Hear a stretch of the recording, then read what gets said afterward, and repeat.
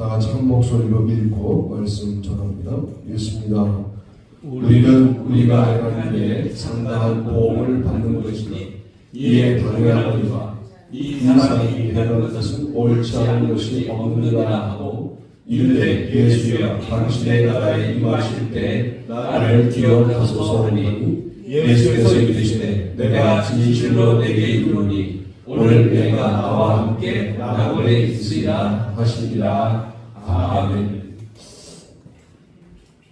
왜 이 본문을 다시 말씀을 드리려고 하느냐? 우리가 지난주에는 날마다 오늘 마침 그렇게 시간이 점점 의미를 갖고 두꺼워진다. 누가복음 전체가 그런 거예요. 보세요. 시간은 날마다에서 오늘로, 오늘에서 마침으로 가잖아요. 공간은요. 구유에서 광야로, 광야에서 빈들로, 빈들에서 호수로, 호수에서 예루살렘으로, 예루살렘에서 땅끝으로. 그러니까 사실 예루살렘에서 땅끝까지 가는 그 여정 가운데 정말 중요한 공간적인 의미는 구유에 있는 거예요. 공간적인 집중력인 거예요. 또 관계에 있어서의 집중력이 있어요. 한 영혼을 집중하여 사랑하는 거죠.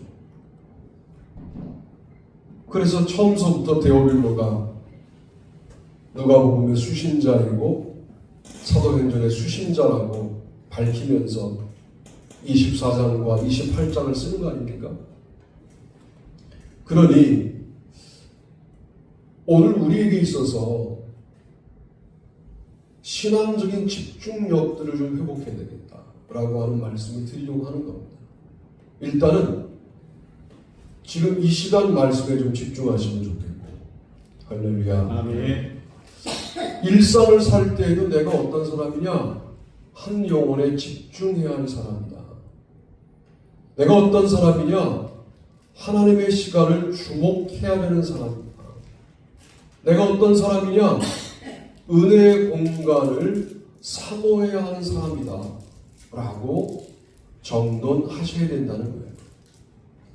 자, 그런 관점으로 볼 때 이 세 가지, 시간도 집중되고 공간도 집중되고 한 영혼도 집중적으로 사랑한 순간이 누가복음에 기록되어 있는데, 그 순간이 뭐냐면 오늘 방금 읽어드렸던 십자가의 한쪽 편 강도가 주님을 만나 낙원에 이르는 장면이다. 그 말이죠. 자, 절박합니다. 예수님도 목숨이 넘어가기 직전이었습니다. 육신의 목숨이 끝나기 직전이었어요. 그럼 우리는 누구를 돌볼 여유가 없다라고 하는 게 상식이잖아요. 그때에도 저를 좀 기억해 주십시오 라고 부탁하는 한쪽 편 강도를 내가 오늘 나와 함께 낙원에 있으리라 라고 한 영혼에 집중했고, 그 시간에 집중했고, 같이 매달려 있는 십자가 위라고 하는 공간에서 그 아름다운 역사를 이루신 거잖아요. 그러니까 한 주간을 살아가시는 동안에 여러 공간들을 이동하면서 우리가 살아갈 수도 있고, 여러 공간들을 방문할 수도 있는데, 그 방문할 때 만나는 한 영혼이 주님이 붙이신 영혼 아닌가? 이렇게 감각해야 되고, 그리고 나도 지금 누구를 돌볼 여유가 없는데 내가 이 시간을 그렇게 보낼 만한 힘이 있나? 그때 도리어 그 시간이 의미의 시간임을 깨닫는 믿음을 가져야 된다는 거죠. 그런 측면에서 시간의 집중력을 한 번 더 다른 관점으로 말씀을 드리려고 하는 겁니다. 때가 제6시쯤 되어 해가 빛을 잃고 온 땅에 어둠이 임하여 제9시까지 계속하여 성소의 휘장이 한가운데가 찢어지더라. 예수께서 큰 소리로 불러 이르시되 아버지 내 영혼을 아버지 손에 부탁하나이다 하고 이 말씀을 하신 후 숨지시니라. 누가복음 23장 44절로 46절. 뭐가 차이가 있는 거냐면, 다른 복음서에서는 예수께서 큰 소리를 지르시자 휘장이 찢어졌다 이렇게 되어 있어요. 그러니까 주님의 마지막 큰 소리가 소위 신분의 차별을 용인했던 유대교의 제사가 폐지되었다라고 설명하는데, 누가복음은 휘장이 찢어지고 난 다음에 큰 소리를 지르셨다라고 말씀하시는 거예요. 큰 소리를 지르시는 게 중요한 게 아니라 때가 제 6시쯤 되었다, 결정적인 시간이 되었다는 게 중요한 거죠. 그리고 그 결정적인 시간이 되자 하나님이 휘장을 찢으셨다는 겁니다. 그리고 주님께서는 그제서야 큰 소리를 질러 아버지 내 영혼을 아버지 손에 부탁하나이다 하였다는 겁니다. 우리가 어떤 시간이 결정적인 시간이냐 하면 우리의 예배에 하나님과 나 사이에 그 어떤 것도 가로막혀 있지 않도록 만드는 그 시간이 결정적인 시간인 거예요. 여러분이 두고 온 가정에 관련된 걱정, 경제적인 어떤 흐름에 관련된 캐시플로우에 대한 걱정, 또 누군가의 약속한 걸 못 지킬까봐 걱정, 이런 게 스며들어오면 하나님과 나 사이에 이게 막들을 형성해서 이게 휘장이 되는 거예요, 오늘날. 그런데 마침은 어떤 시간이냐? 이 휘장이 찢어지는 시간입니다. 예배가 그런 시간이 되기를 축복합니다. 아멘. 여러분들의 예배가 그냥 11시 되면 탁 예배 시작 이렇게 돼서 예배가 진행되는 매우 포멀한, 늘 그렇게 들어온, 그러나 이 예배 때 휘장이 찢어지는 경험을 여러분이 하셔야 되고, 그런 경험이 있을 때 우리가 하나님을 더욱더 사랑하게 되는 것 아니겠습니까? 그런 측면에서 시간의 집중력을 제가 잠깐 한 번 더 말씀을 드린 거고, 두 번째는 바로 이것인데요. 우리 제목과 본문을 같이 읽어봅니다. 시작. 공간의 집중력. 구유 너희가 가서 강보에 쌓여 구유에 위어있는 아기를 보리니 이것이 너희에게 표적이냐 하더니, 호련히 수많은 천군이 그 천사들과 함께 하나님을 찬송하여 이르되, 지극히 높은 곳에서는 하나님께 영광이요 땅에서는 하나님이 기뻐하신 사람들 중에 평화로다 하니라. 아멘. 누가복음 2장 12절로 14절 말씀입니다. 내 눈이 주의 구원을 보았사오니 이는 만민 앞에 예비하신 것이요 이방을 비추는 빛이요 주의 백성 이스라엘의 영광이니이다 하니, 그의 부모가 그에 대한 말들을 놀랍게 여기더라. 누가복음 2장 30절로 33절. 구유.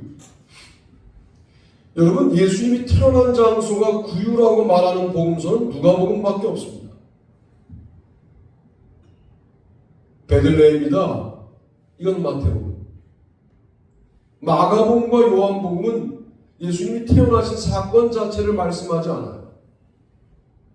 누가가 왜 참 지저분한 장소, 냄새나는 장소, 누구도 거기서 아이를 낳아본 적이 없는, 아마 전 세계에서 지금까지 유일무이한 그 아기 낳기에 매우 비위생적인 장소를 왜 굳이 언급할까요? 나는 너희들의 아픔을 안다는 거예요. 너 어디 가서 너 아픈 사정을 이야기하니? 내가 태어날 때부터 너희들의 고난을 안다. 나는 너보다 훨씬 더 비천한 가운데 태어났고 목수의 아들로 자랐다. 목수의 아들로 자랐다는 이야기도 누가복음 명확하게 말하죠.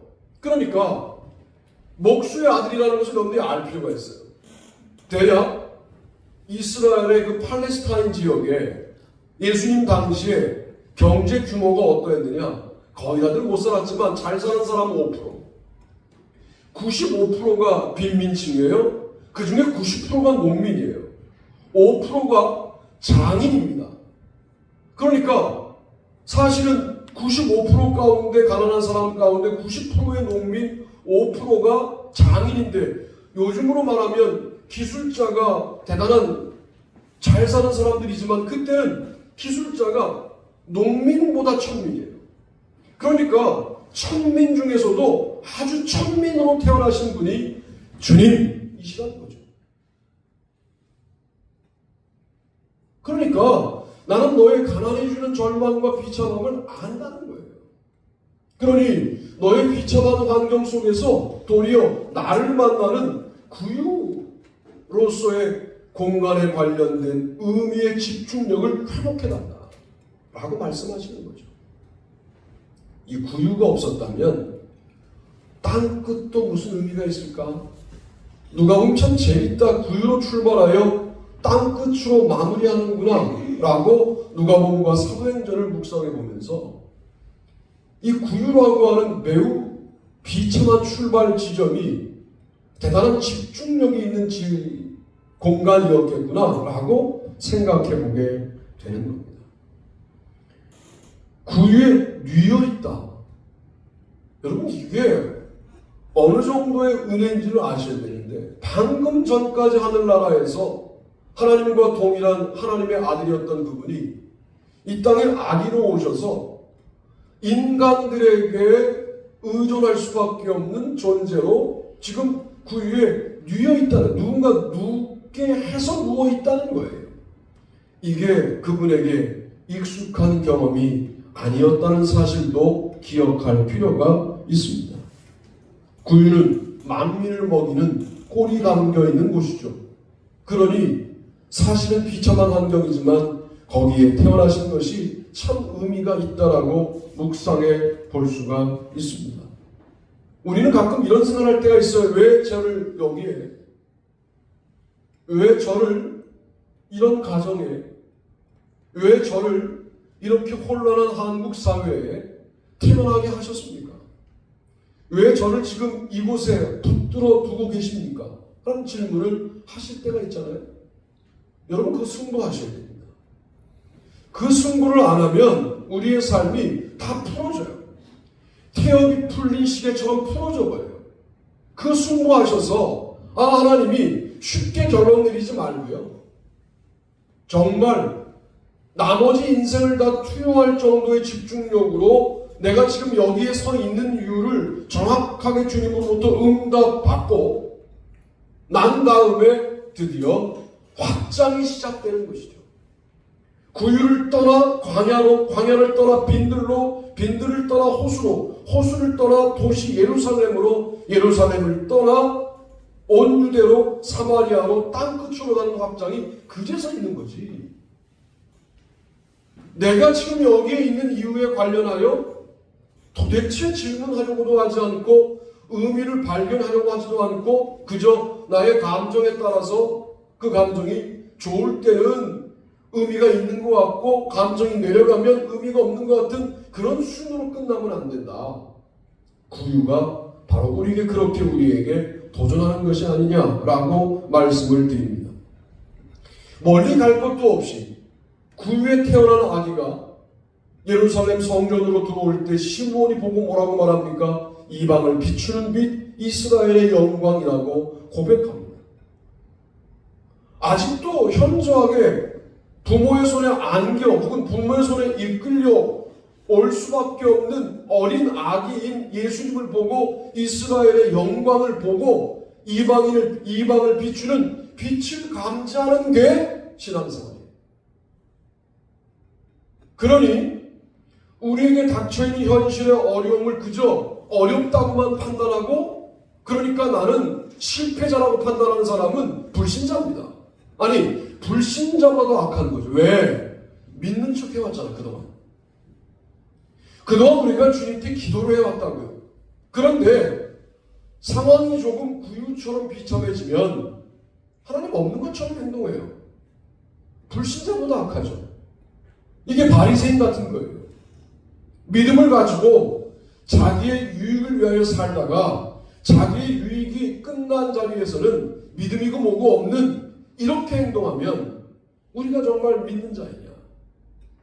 구유 같은 현실을 살더라도 거기서 이스라엘의 영광을 보고 이방을 비추는 빛을 감지하는 여러분들이 되시기를 바랍니다. 아멘. 구유에 태어난 아기가 표적이다 그랬어요. 이 표적이라는 말을 잘 이해해야 돼요. 표적은 시각 더하기 기적 더하기 의미라고 제가 말씀을 드렸어요. 그 의미는 뭐예요? 하나님의 메시지가 있는 것이다 그 말이에요. 그걸 누구만 봤느냐? 이름 없는 목자들만 봤어요. 여러분, 사실은 우리에게 주어지는 그런 표적 같은 환경들, 도대체 인간적으로는 설명 안 되는 환경들, 인간적으로는 도대체 피할 길이 없어 보이는 꽉 막힌 환경들을 왜 주셨느냐? 표적이라는 거예요. 너가 하나님의 백성이라는 표적이라는 거예요. 내가 너를 쓰고 있다는 표적이라는 거예요. 내가 너와 함께한다는 표적이라는 거예요. 그 표적을 도대체 신앙적이고 영적인 눈으로 바라보지 못하고 인간적인 눈으로만 바라봐. 야, 정말 인생이 이렇게 안 틀릴 수 있냐? 이 냄새라는 곳은 뭐 하고 있는 거냐? 내가 지금 이 절망적인 장소에서 내가 도대체 뭘 할 수 있느냐? 이러고 앉아 있으면 공간에 관련된 집중력은 우리에게 없는 거 아니냐? 여러분, 어디에 있든 어떤 환경에 있든 여러분의 환경이 아무리 어렵든 그 어려운 환경에서 주님이 주시는 메시지를 들어야 그 환경에 나를 두신 것이 표적이 된다. 그 표적의 의미를 깨닫게 되기를 바랍니다. 아멘. 제가 집회 나가면 가끔 하는 예와 한 번 더 할게요. 르민스키는 유태인이라는 이유 하나만으로 수용소에 갇혀요. 수용소가 몇천 명 수용된 수용소인데 화장실이 몇 개 없는 거죠. 그런데 못 알아차렸어요. 나치의 히틀러의 전략을 못 알아차려요. 그러니까 어느 결정적인 순간에 하나님의 표적을 알아차리는 거예요. 그게 뭐였느냐? 친구가 목욕하러 간다고 간 거죠. 갔는데 친구의 안경만 돌아가요. 그런데 놀랍게도 루빈스키의 마음이 슬프지 않은 걸 발견했어요. 이게 그냥 지나갈 수도 있는 순간이거든요. 근데 슬프지 않은 자신을 보니까 이게 짐승처럼 느껴지는 거죠. 아니, 친한 친구가 죽어서 안경만 돌아가는데 왜 내 감정이 슬프지 않지? 그때 르빈스키가 모든 나치의 전략을 알아차리는 거예요. 세수할 물을 안 줬거든요. 냄새나게 만드는 거예요, 인간에게. 자기 냄새는 감지가 좀 덜 되는데 상대편의 냄새가 감지되면 뭐 이런 인간들이 있어. 당신은 짐승입니다. 이렇게 말하는 것은 전략이 낮은 거죠. 짐승으로 납득되게 환경을 만들어버린 거예요. 참 머리가 좋은 거예요. 화장실을 몇 개 안 파니까 아침에 슈바르츠 브로트라고 하는 검정빵을 하나 먹어요. 아인타세 카페 한 잔의 커피를 마시죠. 이게 하루를 일하면 배변감이 느껴집니다. 일을 봐야 되는데 인간답게 화장실에 일을 보다가 이게 더 이상 수용 안 되게 만들어놨으니까 급한 사람들이 화장실 주변에 숙소 주변에 일을 보는 거예요. 그들이 사는 환경 전체가 냄새나는 환경이 된 거예요. 구유 같은 거죠. 누구 한 사람 너희들은 짐승이라고 말한 적이 없는데 짐승으로 납득당한 거예요. 그냥. 르빈스키가 그걸 알아차려요. 저는 이게 은혜 경험이라고 믿습니다. 자꾸만 은혜를 감정적으로만 말하지 말고 어느 순간 갑자기 깨달아져요. 은혜거든요. 아, 나 인간이지.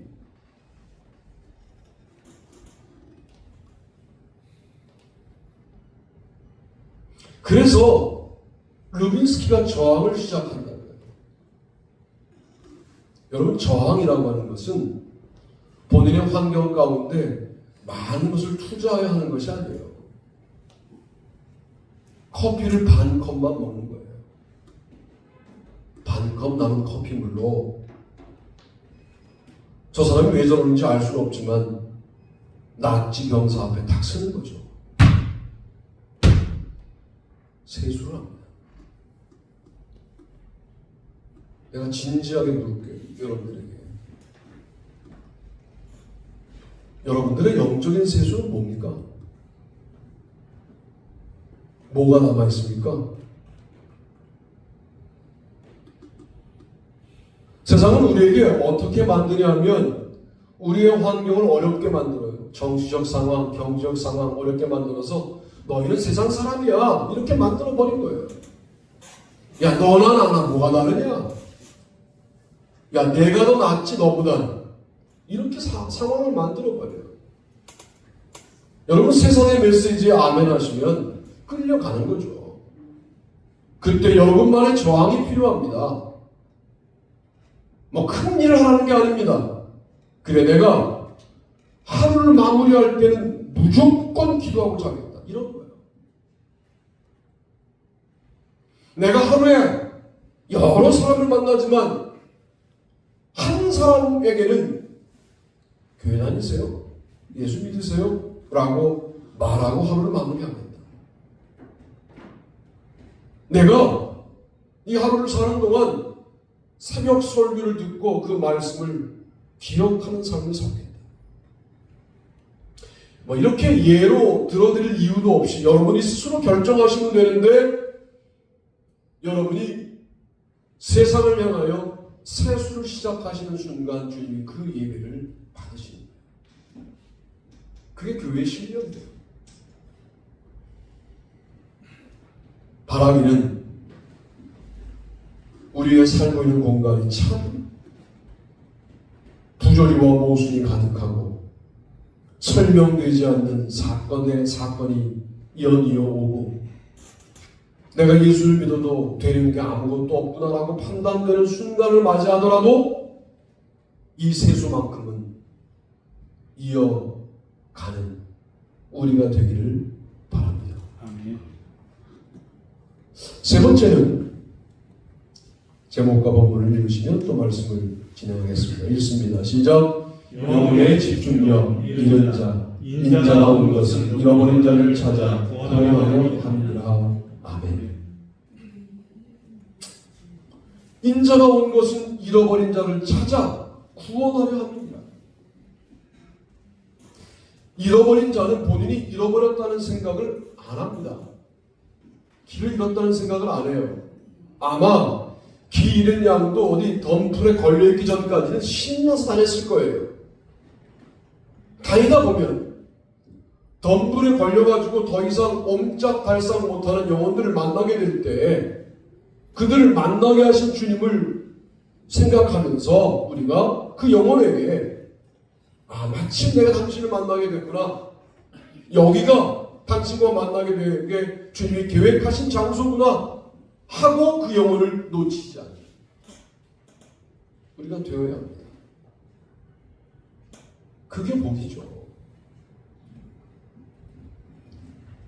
내가 너희에게 이르노니 이와 같이 죄인 한 사람이 회개하면 하늘에서는 회개할 것이 없는 의인 99으로 말미암아 기뻐하는 것보다 더하리라. 누가복음 15장 7절.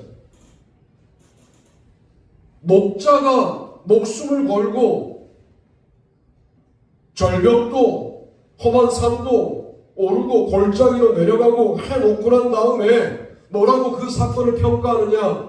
이와 같이 죄인 한 사람이 회개하면 하늘에서는 회개할 것이 없는 의인 99으로 인하여 기뻐하는 것보다 더하다 라고 말씀하시는 거예요.